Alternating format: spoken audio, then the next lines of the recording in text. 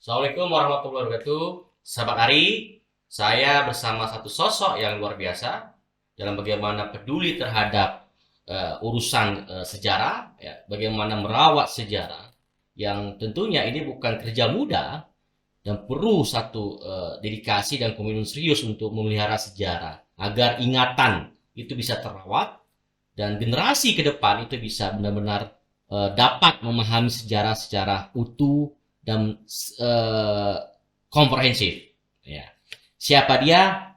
Iqmal Gopi. Namun nama aslinya Iqmal Hussein. Nah, tapi yang terkenal ya dalam banyak hal ya tentunya yang dipakai Iqmal Gopi. Nah, sekilas info untuk sahabat Ari bahwasanya sosok ini seorang peneliti sutradara di beberapa judul film dan yang saat ini yang sedang dia fokus untuk menggarap satu film tentang radio rimba raya.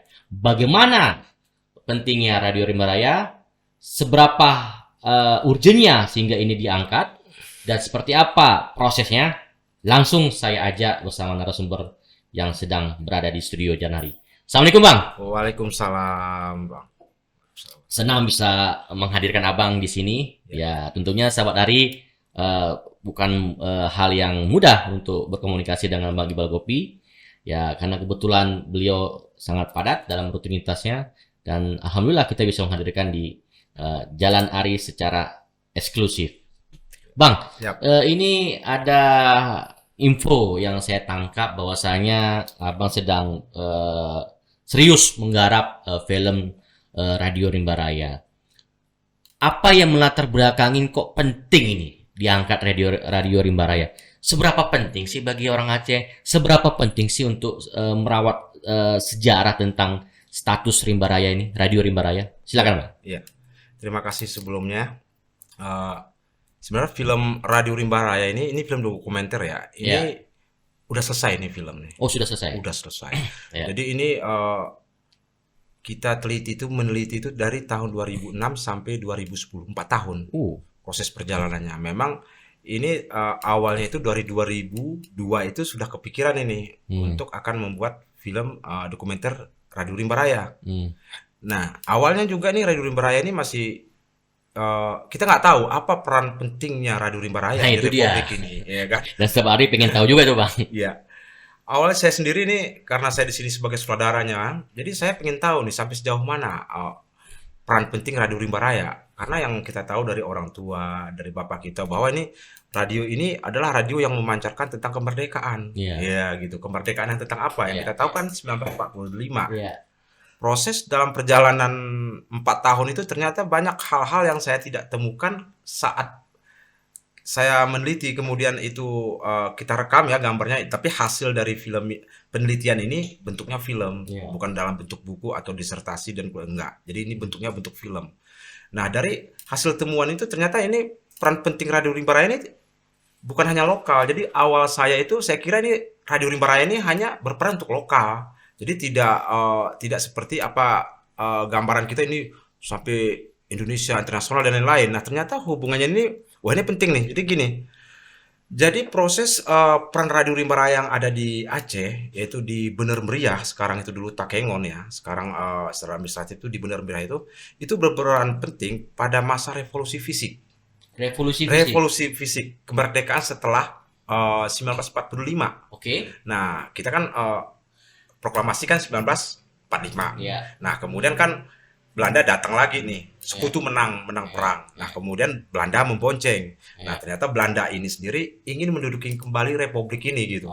Dan istilahnya intinya kalau kita lihat itu dia tidak ikhlas lah dengan kekalahan dengan Jepang ya, menyerah tanpa syarat. Nah, dia membonceng nih sekutu. Nah, kemudian dia mulai berproses nih, mulai berpolitik kembali untuk bagaimana untuk menduduki kembali nih Indonesia ini begitu ya kan. Nah, setelah itu mereka melakukan manuver-manuver politik lah secara militer nih Belanda, karena kan dia punya jejak di republik ini. Nah, kemudian dia membuat Linggarjati ya, perjanjian Romroyen, Linggarjati, kemudian Renville dan akhirnya dengan kesepakatan itu pecahlah yang namanya peperangan gitu, dalam arti agresi militer pertama 21 Juli 1949, sorry 47, ya kan? Nah, puncaknya itu adalah di 19 Desember 1948, di mana waktu itu pemerintahan Republik itu ada di Yogyakarta, gitu. Nah, kemudian itu kan pemimpin-pemimpin Republik waktu itu yang ada di Jogja itu ditangkap. Soekarno, Hatta, Agus Salim, ya kan, Sahril, itu mereka dibuang ke Perapat dan Bangka, ya kan. Nah, kemudian Sudirman, Panglima Sudirman itu mereka bergerilya. Nah, mereka tidak mau ya, dalam arti ditangkap gitu. Iya. Tetapi pemimpin kita ya secara politik dia ditangkap kan begitu. Itu buktinya, faktanya. Nah, kemudian kolapslah Republik Indonesia ini. Barulah masuk esensi keberadaan Radio Rimba Rimba Raya. Raya. Iya kan, udah collab itu. Udah selesai, Indonesia sudah tidak ada. Jadi seluruh dunia mengatakan Republik Indonesia ini sudah tidak ada. Sudah collab, sudah bubar, selesai. Ternyata Aceh enggak. Nah, dari runutan sejarah yang kita tahu, ternyata Belanda nggak masuk Aceh kan. Nah, Yang tidak berhasil untuk menguasai Aceh. betul. Oke. Belanda tidak bisa masuk Aceh. Nah, kemudian di Aceh sendiri ada radio. Nah, yang sekarang itu yang kita sebut nih Radio Rimba Raya itu. Nah, sebelum terlalu jauh, sahabat Ari akan dijelaskan oleh Bang Akmal. Apa nama filosofi Radio Rimba Raya ini? Sehingga kok bisa dinamakan Radio Rimba Raya, Bang? Ini filosofi yang ini kan filosofi perjuangan ya.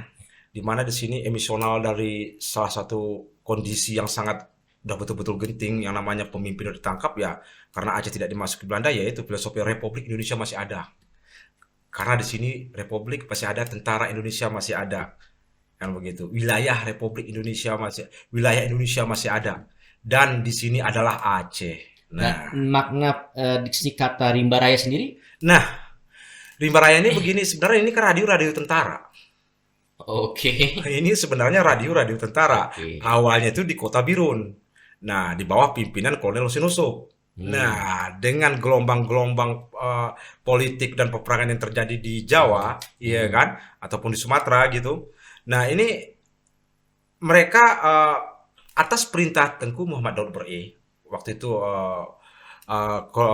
gubernur militer Langkat dan Tanah Karo, itu memerintahkan ke Biren, dari Biren diperintahkan ke Banda Aceh. Nah, untuk supaya disiarkan lah gitu kan. Nah, waktu itu ternyata tidak sempat Radio Rimba Raya itu. Waktu itu Radio Divisi 10 namanya. Bukan Radio Rimba Raya, ya. Nah, Rimba Raya Radio Divisi 10, radio tentara. Nah, udah gitu pecahlah yang tadi, yang 19 Desember 48. Wah, ini kacau nih Republik kan begitu nih. Nah, atas perintah Daud Bre supaya radio ini diselamatkan ke wilayah tengah, yaitu ke Takengon. Nah, Dasar memilih tengah itu apa?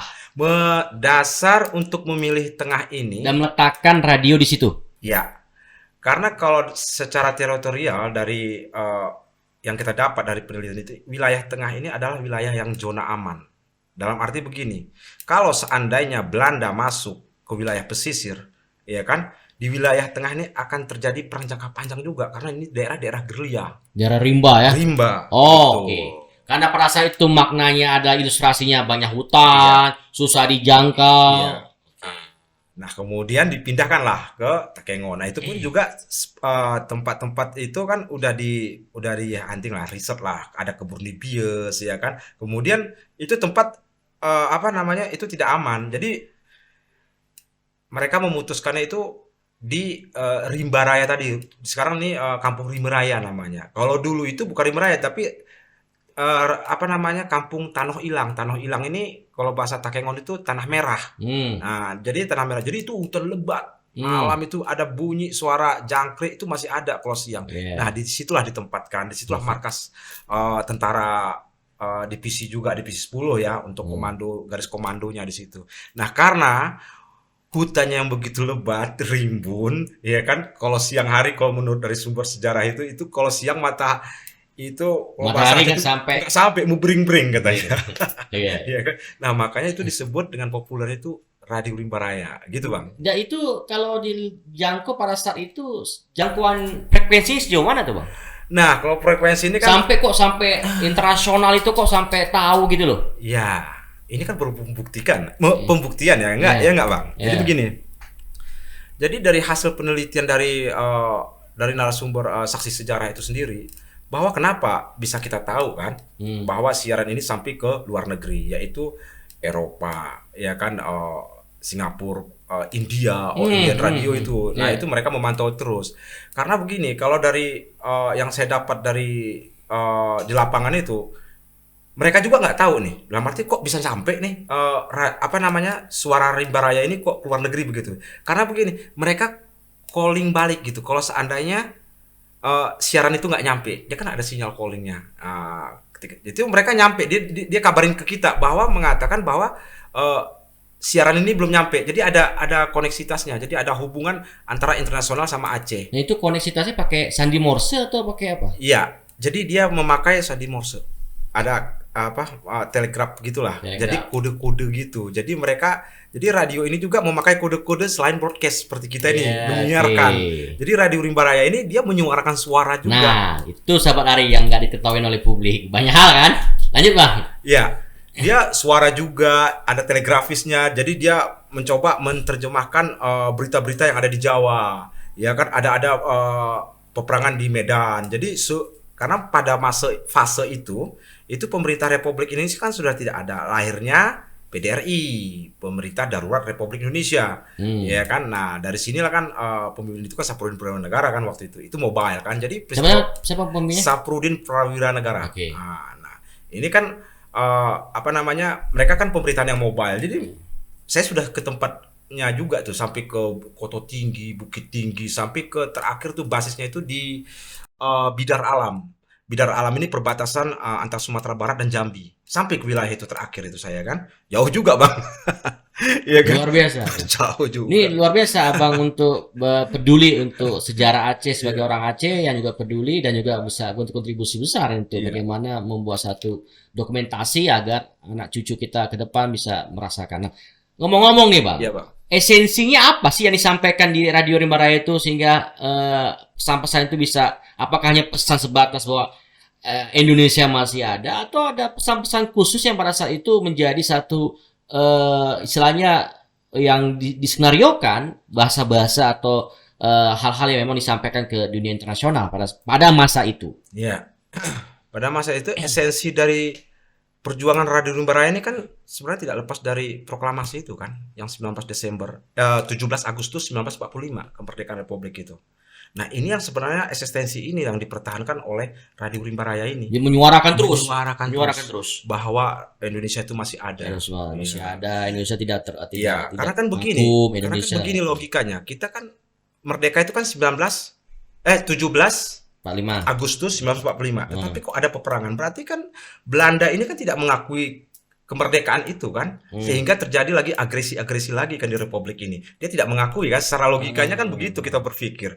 Nah, tetapi udah ada merdeka kok terjadi peperangan lagi kan begini. Nah, mereka tidak puas dengan itu. Makanya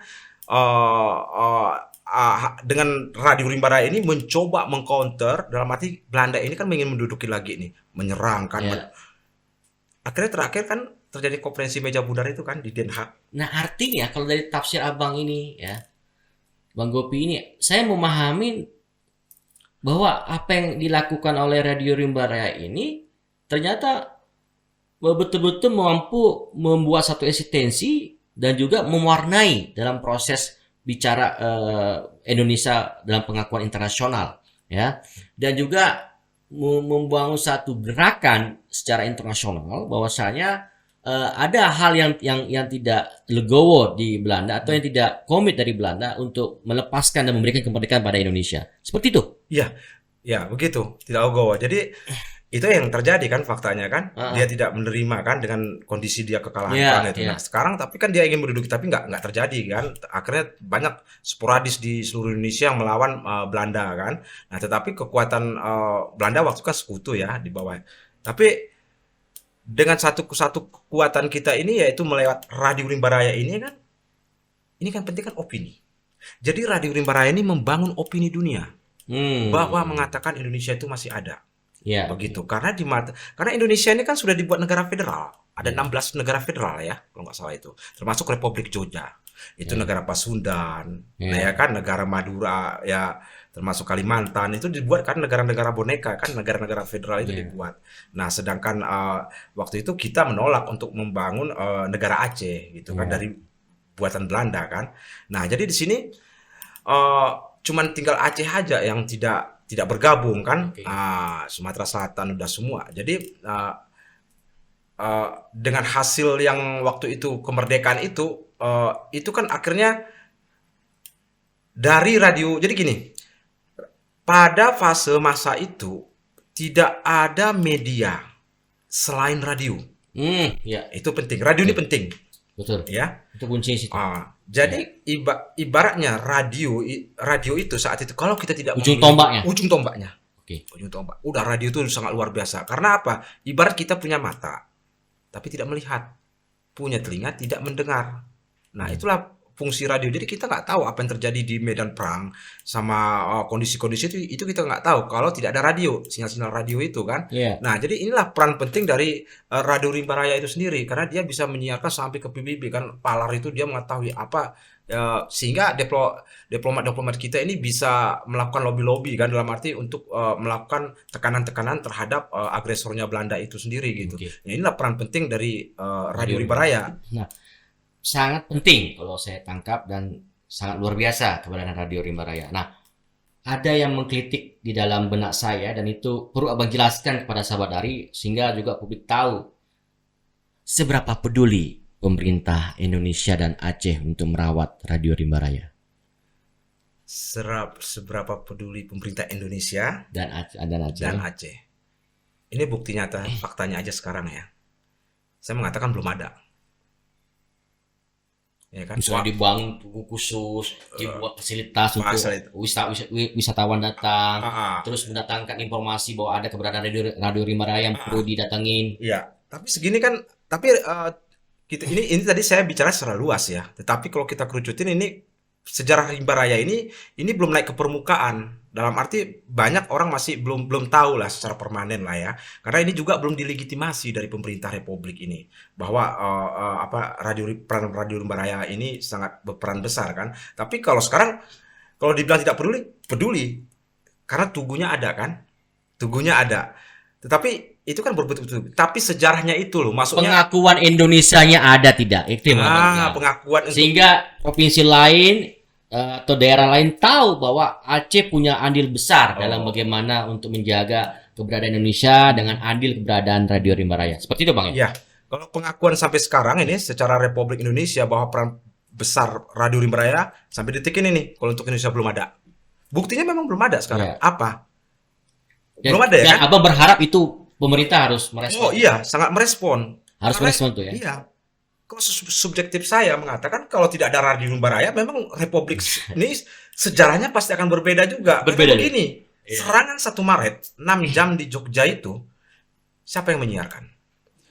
Yang serangan itu 6 jam, yang katanya Soeharto atau Hamengkubuwono itu lain lah. Ya. Tapi peristiwa yang terjadi di Yogyakarta itu kan untuk pengakuan kan, dalam arti eksistensi Indonesia, bahwa Indonesia itu masih ada, tentaranya sudah ada, karena propaganda Belanda tentang Indonesia saat itu sudah nggak ada lagi, tetapi ada loh tentara Indonesia di Yogyakarta untuk menyerang, ya kan, walaupun hanya 6 jam. Tapi kalau ini seandainya tidak diberitakan ke dunia internasional apa yang terjadi di Yogyakarta, berarti dunia akan gelap, nggak tahu. Gila. Tapi siapa yang menyiarkan Exactly. ini? Siapa yang memberitakan ini? Yaitu Radio Rimba Raya. Bagaimana? Kalau kata kita bahwa Radio Rimba Raya ini tidak berperan besar, penting, gitu. Jadi nggak ada artinya juga serangan 1 Maret kalau tidak ada Radio Rimba Raya ini menyiarkan ke dunia bahwa telah terjadi serangan 1 Maret. Nah, habis itu terjadilah perjanjian Roem-Royen. Iya kan? Roem-Royen, dikembalikannya pemerintah Soekarno, Hatta untuk dikembalikan pemerintah ke Jogja dengan poin-poinnya, ya kan? PDRI dikembalikan dan sebagainya, dan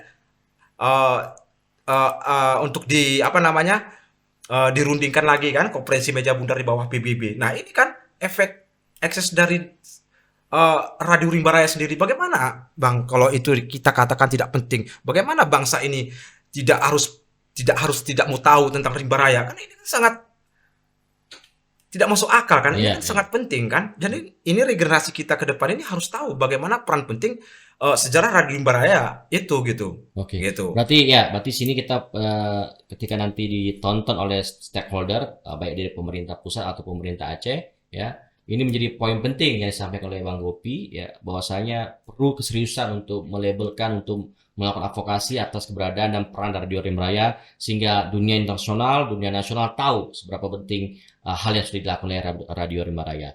Sebagai closing statement Bang, apa yang ingin kamu sampaikan ke sahabat Ari tentang Radio Rimba Raya ini? Ya, intinya begini ya. Ilmu pengetahuan itu kan tidak mundur ke belakang ya. Oke. Dia akan terus maju terus ke depan. Maju ilmu pengetahuan. Baik buruk ilmu pengetahuan itu kan kembali kepada manusianya yang menggunakan ilmu pengetahuan itu sendiri, baik buruknya. Jadi apapun yang kita dapat selama perjalanan saya meriset selama 6 tahun ini, ya kalau kita kaji sekarang udah hampir masuk 20 tahun ya. Nah, dalam arti dengan yang penting sejarah Rimba Raya ini adalah apa? Ini harus diketahui oleh regenerasi. Bahwa ada peran-peran penting dari sejarah-sejarah yang lain ada di Indonesia ini. Gitu. Jadi kita harus mengetahui